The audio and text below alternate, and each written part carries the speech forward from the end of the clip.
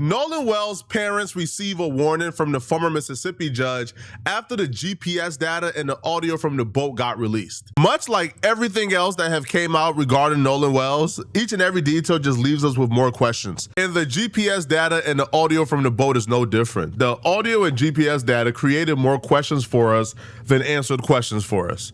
We have some new information on the Nolan Wells case. CBS News got a hold of the boat GPS. When I was putting together the timeline and piecing it together, there were two things that stuck out to me. One was there were several trips back and forth, and two, there is an hour and 13-minute time gap, and I'm going to talk to you about it. So first, at 9:56 a.m., the boat leaves the original dock. It arrives at Horn Island at 11:14. So at around 4 o'clock, there is a call to the Coast Guard about the boat.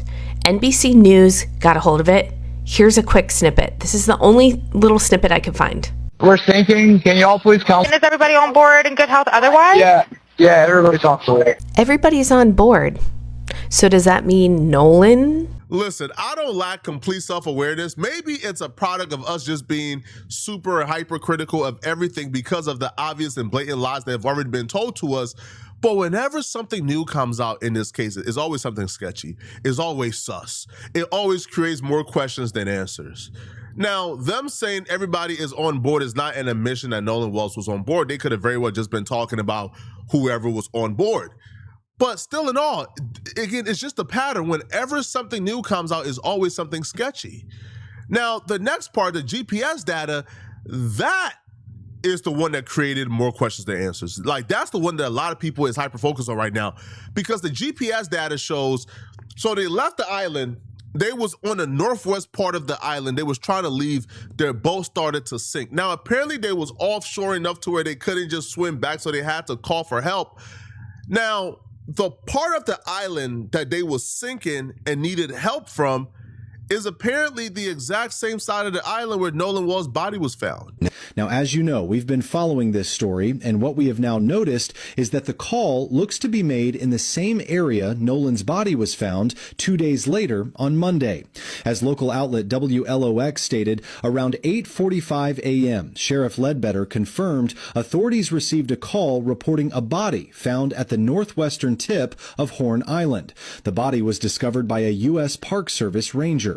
Now, this clearly now gives us a better understanding that when the friends allegedly last seen Nolan at 3 p.m., they would make a call about the boat taking in water and needing of a tow.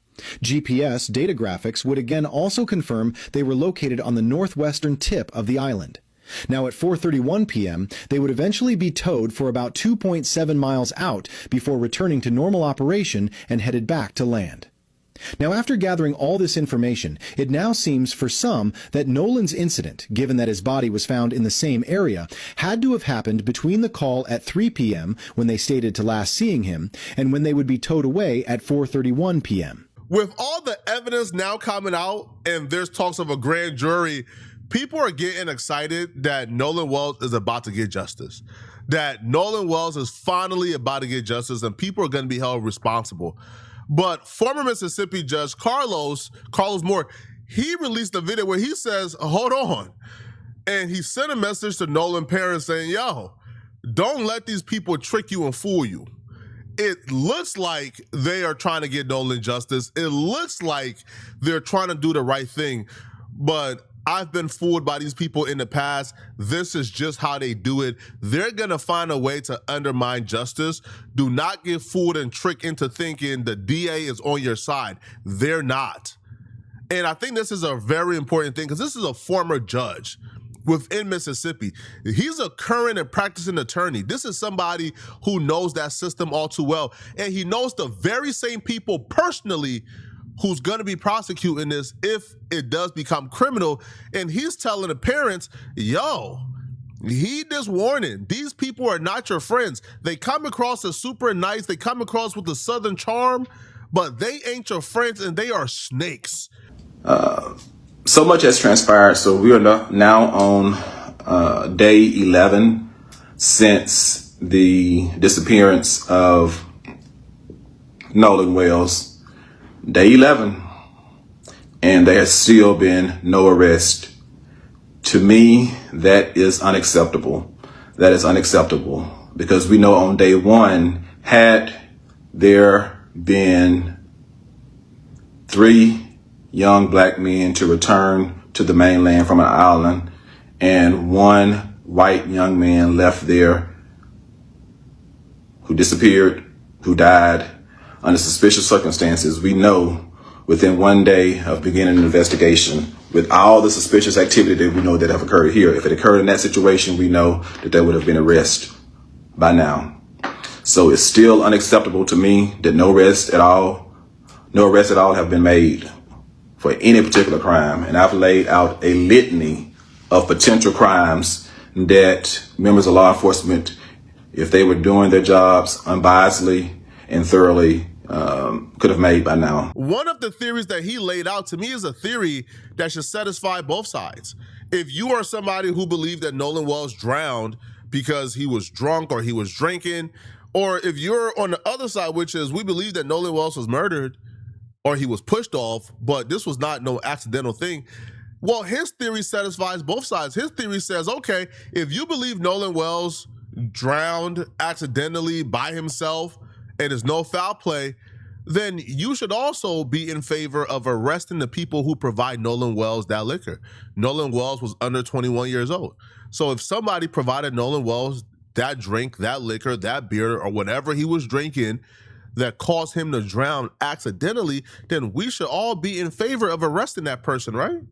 Why aren't you in favor of that? Because if somebody gives somebody drugs and they overdose, that person is going to jail for a very long time. So shouldn't that apply here, right? See, but it's not about, oh my God, no, it's never about the truth. It's only about how do the people that we like and love avoid and dodge accountability.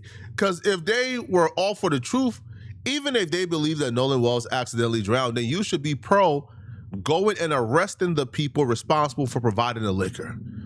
Either way, arrest should be happening. Because I don't play. School had recess. I do not play. I don't even play the radio. Those folks know me. They know me well. And if I say it, I mean it.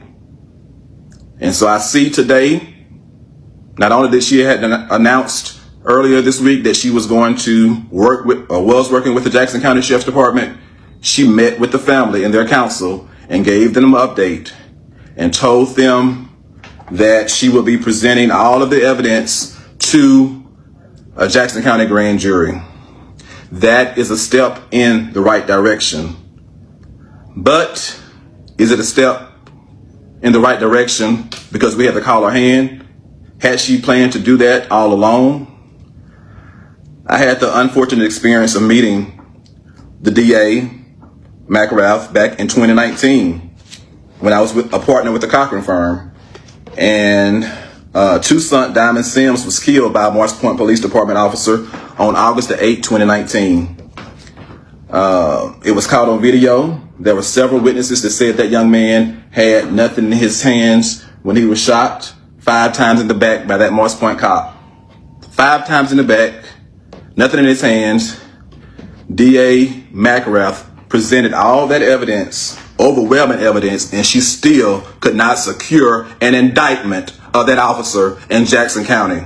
So before everybody goes and starts singing her praises, let's make sure she's not going to do another sham presentation to the grand jury. And we know that you can present things to various grand juries until you get an indictment. I found out by watching Carlos that when the DA said that they was bringing this case to the grand jury, that was apparently a sleight of hand because she was not electing to do it. This was not a choice. Apparently, this is just protocol. This is just this is what they are supposed to do. This is a requirement. If somebody dies and the cause of death is unknown, it goes to the grand jury automatically. You guys have to present the cause of death to the grand jury automatically. Hey, we think he drowned. Here's the evidence. So it's not presenting the case to the grand jury, it's what they present within the grand jury. If she's gonna come to the grand jury and say, yeah, he drowned, Here's the evidence that he drowned, and then the grand jury says, okay, he drowned. There's really no criminal matter here. They're gonna come back and say, see, the grand jury said no, it's how you present to the grand jury. Like he said, she met with black leaders, she met with activists, and she sold them a dream of how she's about to be fair and partial and present all the evidence to the grand jury. Man, she got to that grand jury and said, hey man, it's self-defense, it's a, right? So, what they're doing with the parents, they're hoodwinking the parents. They're running circles around them. And I love the fact that he's warning them now so they don't get disappointed. Because her bringing this to a grand jury was not her choice. This is a requirement. But a lot of us got fooled into thinking, oh my God, they taking it seriously. No, they're not taking it seriously, bro. I don't think their goal is to get justice for Nolan. Their goal is to make sure the public pressure is gone.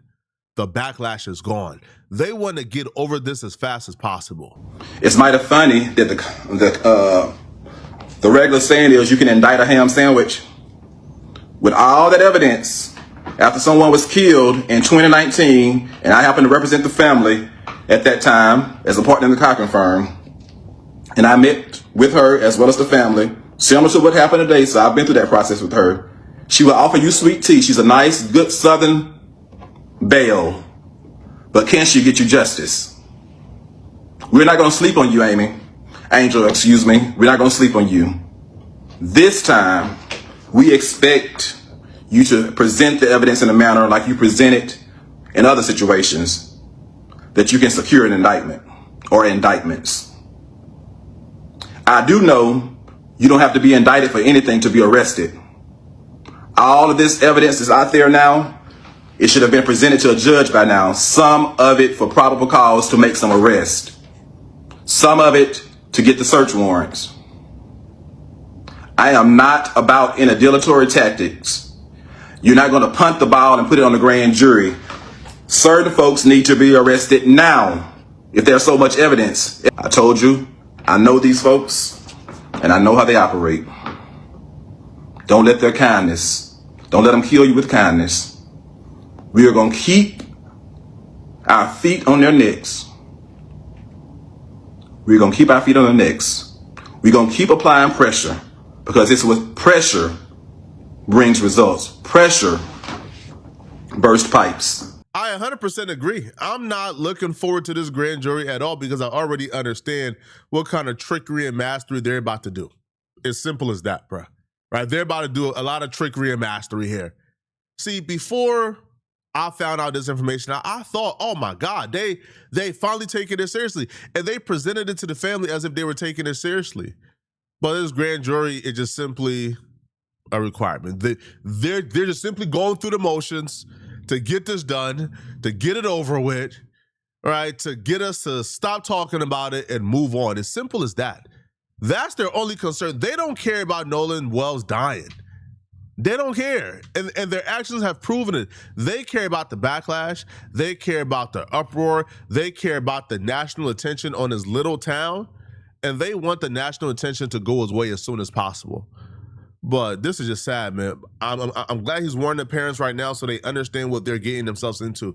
Y'all let me know in the comment section, what do you guys think about this, man?